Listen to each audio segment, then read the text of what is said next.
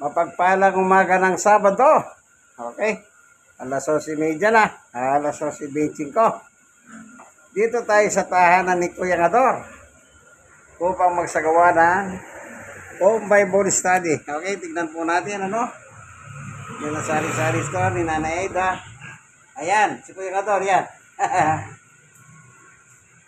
Yan. Ito naman po yung tindahan nila ni Nanay Aida. Ito naman ang kanyang negosyo. Babuyan. Magandang negosyo yan kasi walang talo dyan. Puro panalo yan. Kasi yung mga tao mahilig sila kumain ng karne ng baboy pagluto ha. Sige. Dito tayo sa Biblia. Handala ko pong Biblia, ang salita ng Diyos, Biblia. Yan. Ang sabi po ng picture ha.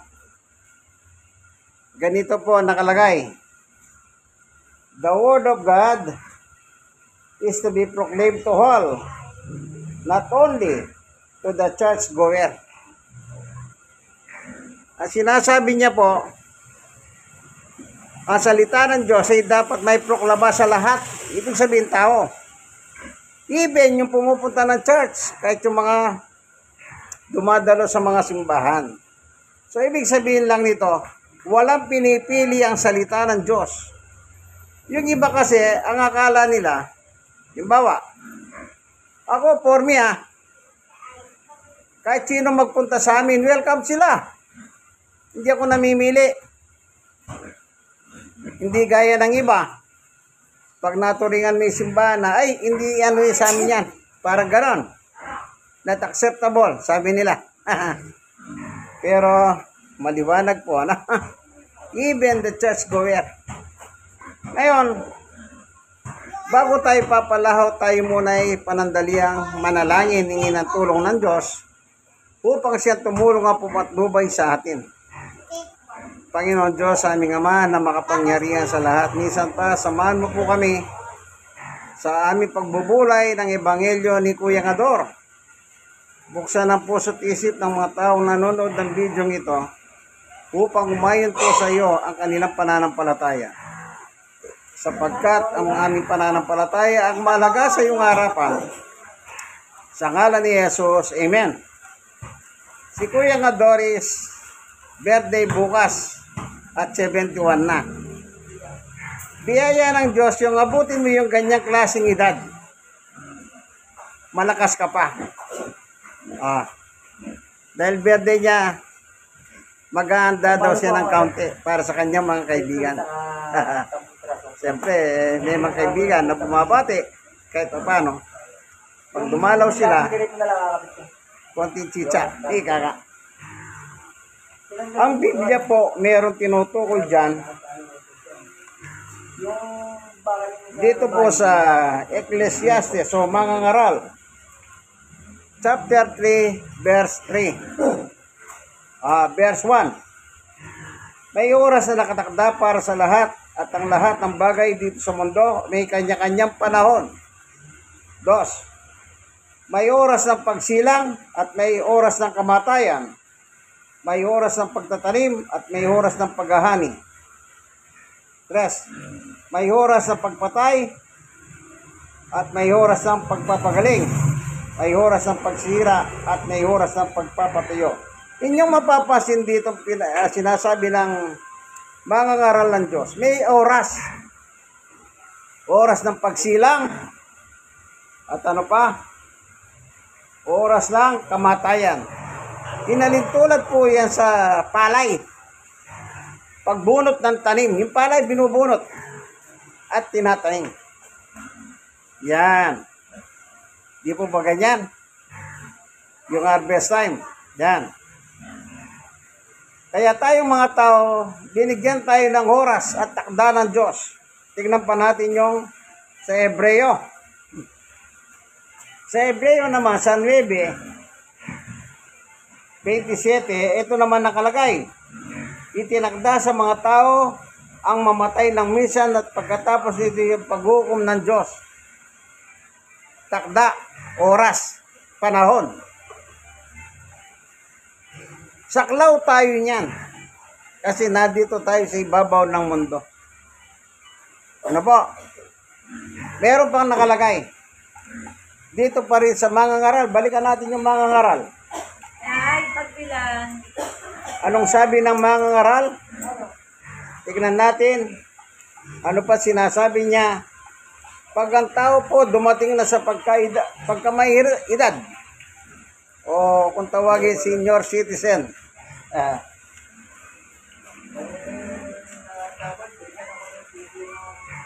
ito po, sa mangangaral 12. Uno, alalahanin mo ang lumikha sa iyo habang bata ka pa, bago dumating ang panahon ng kahirapan at masabi mong hindi masaya sa buhay ko. Hindi ako masaya sa buhay ko. Dumarating po ito.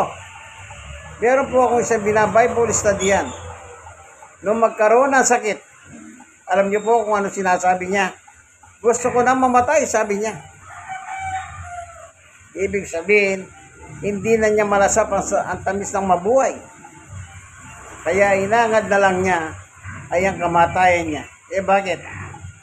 Eh nung malakas siya, siyempre nagagawa niya lahat. Eh nung magkaroon siya ng karamdaman, hindi na niya magawa.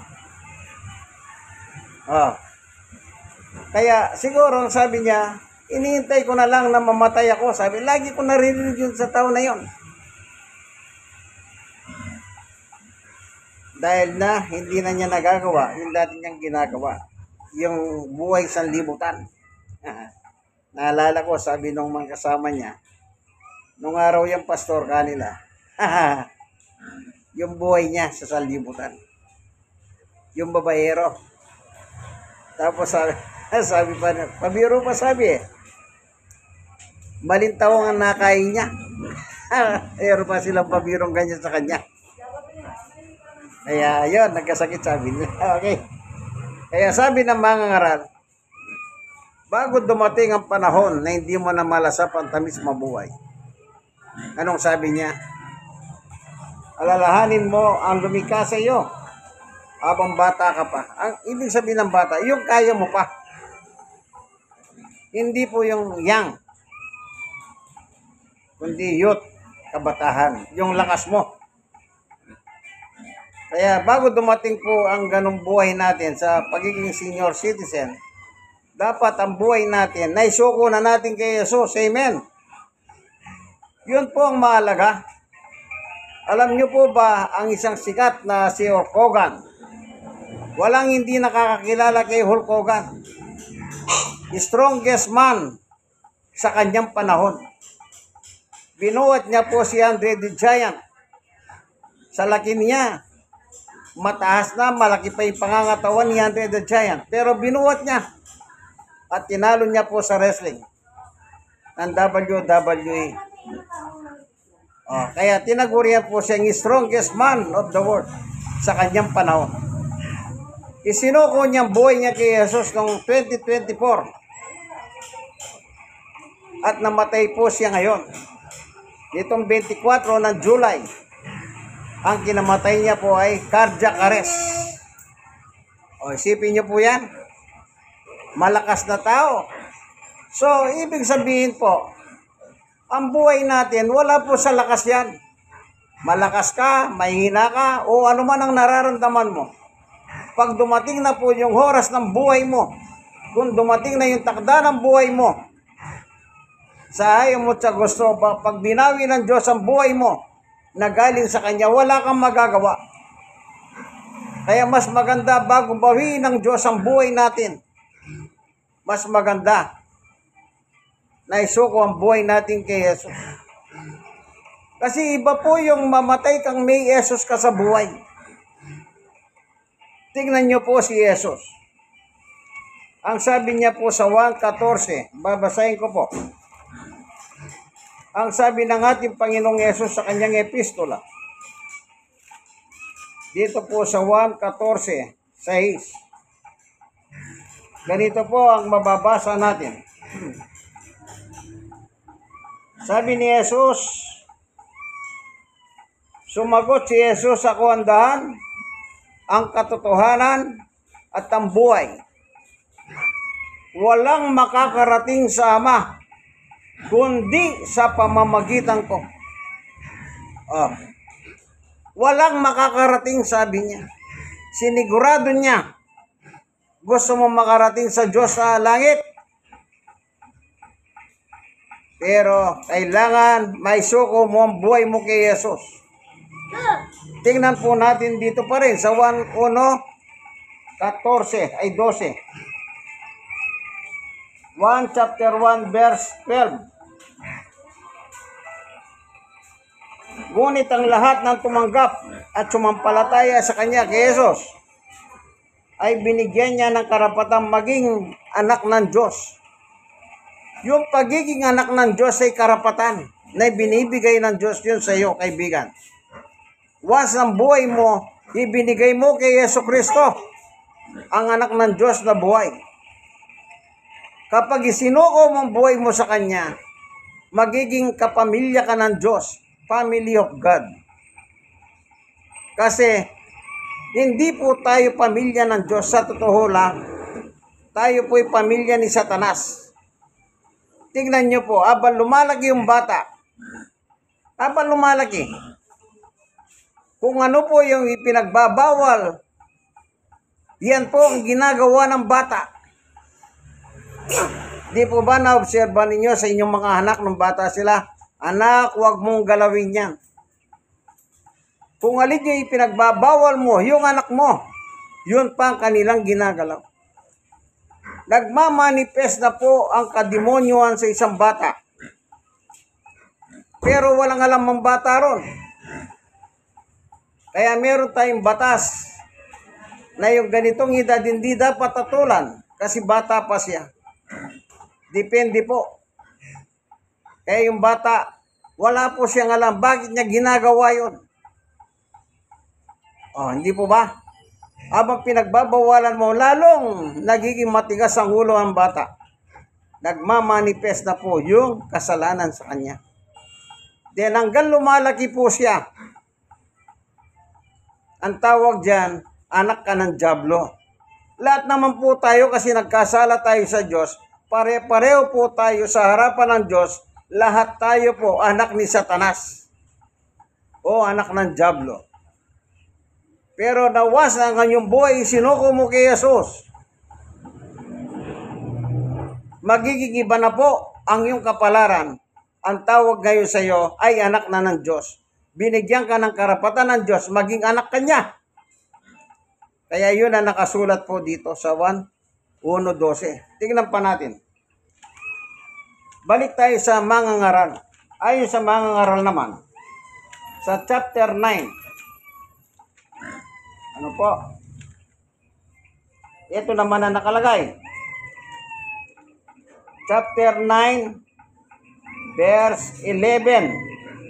Yung last paragraph ng 11 at saka yung kadugtong nung una. Tingnan ko po, ano? Ito.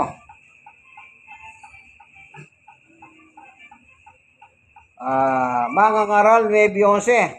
Dahil ang bawat tao ay may kanya-kanyang kapalaran. 12. Last paragraph. Pero hindi niya alam kung kailan darating ang takdang oras. Yan. May kapalaran na tinatawag po ang mangangaral. Kaya pag sinuko mong buhay mo kay Jesus, magbabago ang kapalaran mo, kaibigan. Mula sa pagiging anak ng Diyos ay anak ni Satanas. Kasi nga yung lahat ng gusto ni Satanas, yun ang ginagawa mo, bisyo rito, bisyo doon. Lahat ng bisyo, produkto ni Satanas yan. Lahat yan. Aba lumalaki ang bata, hindi nyo napapansin ang bata. Bata pa lang. Ang sabi ng magulang, napakatigas ng ulo mo. Sabi nila sa kanilang mga anak. Eh bakit? Kung alin yung pinagbabawal ng kanyang mga magulang, yun ang kanyang ginagawa. Di po ba? Ako meron po akong nakita doon sa aming lugar. Tuwing mag-away yung mag-asawa, yung asawang lalaki po nagsasidecar. Siyempre, uuwi siya para kakain. Eh, yung asawang babae nagbibingo. Bingo. pampalipas oras. Easy yan. Siyempre, wala siyang abutang pagkain. Wala siyang abutang pagkain. Magagalit ngayon. Pupunta niya yung asawa niya nasa may bingguhan. Oh, minumura niya yung asawa niya. Alam niyo kung anong mura ng asawang lalaki? Yung salitang putang ina mo. Yan ang madalas na naririnig ko sa lalaki. Tuwing magtatalo sila. At ganon din po yung babae, gumaganti. Ang sagot naman ng babae, putang ina mo rin. Alam niyo po ba, mayroon silang anak. Habang lumalaki yung anak, yung mga mahigit na 2 taon na, aba yung anak na ganong ang edad nagmumura na. Yung mga kalaro niyang bata, minumura na niya rin. Ang mura niya, palibasa, siyempre, hindi pa masyadong sa salita. Tangin mo. Ganyan ang naririnig ko sa kanya. Isipin niyo po yan.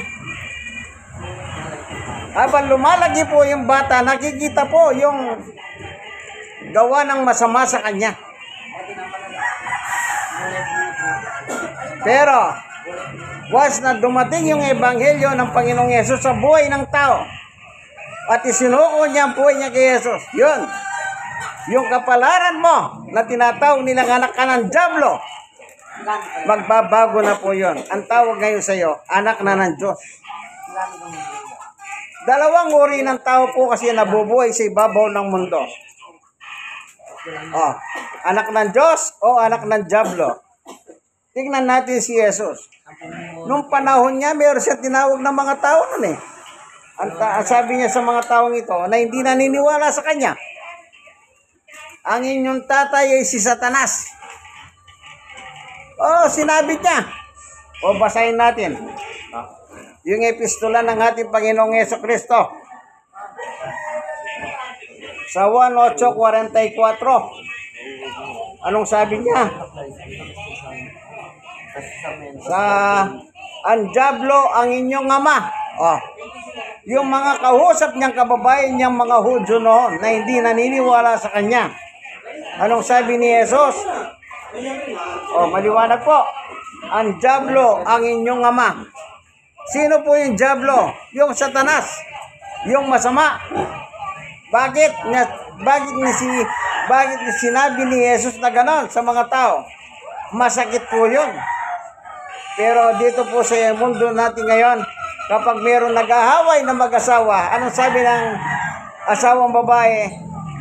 Anak ka ng demonyo. Di po ba yung asawa lalaki, tinatawag na ganyan? O yun naman lalaki, sabi niya, impacta ka. Di po ba ganon? Tapos nagmumurahan pa sila. Bakit tinawag sila anak ng dyablo? Kung titignan po natin yung 43, ang sabi ni Jesus, hindi nyo maintindihan ang sinasabi ko dahil hindi nyo matanggap ang aral ko. Yan ang dahilan. Kapag hindi mo pala tatanggapin ang aral ni Jesus, magiging anak ka ng dyablo. Kaya yung anak ng dyablo sa lupa, yung hindi naniniwala kay Jesus sa kanyang aral. Kasi po yung aral mismo ni Jesus, hindi po niya aral yon. Yun ay aral mismo ng kanyang ama na nasa langit. Tingnan natin. 1:12:49. Sabi ni Jesus, sapagkat ang mga haral ko hindi galing sa sarili ko lang, kundi galing sa ama nagsugo sa akin. Siya ang naguutos kung ano ang sasabihin ko. 50, verse 50. At alam ko na ang utos niya ay nagbibigay ng buhay na walang hanggan. Kaya kung ano ang pinasasabi ng Ama, yun ang sinasabi ko. Maliwanag po ang epistola ng Panginoong Jesucristo. Kapag hindi ka naniwala sa Kanya, wala kang magiging kagaya ka ng kanyang mga kababayan sa kanyang panahon na tinawag niyang anak ni Satanas o anak ng dyablo. Kapag anak ka ng Diablo, hindi ka pupunta sa langit, kaibigan. Kaya lahat na sumampalataya kay Jesus, lahat ay magiging anak na ng Diyos.